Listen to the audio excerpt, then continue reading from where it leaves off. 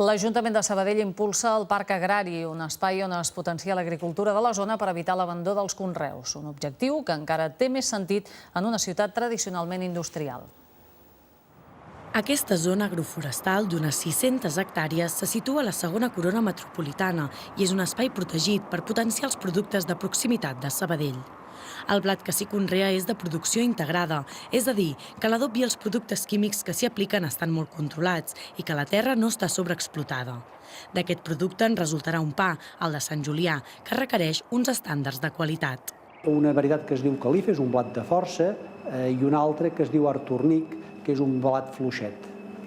I permeten això, al ser dos extrems de la gamma, doncs, per mescla, obtenir qualsevol nivell de força de la farina intermitja entre aquests dos extrems.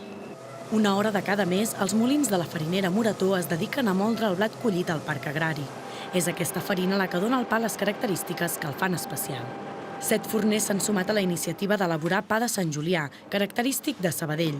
Asseguren que no els és gaire rendible, ja que la farina és més cara i s'ha de fer de manera artesana, però els compensa formar part d'un projecte de ciutat.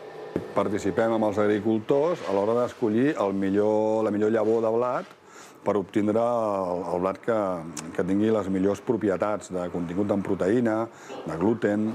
Els forners calculen que venen unes 800 barres diàries de pa de Sant Julià.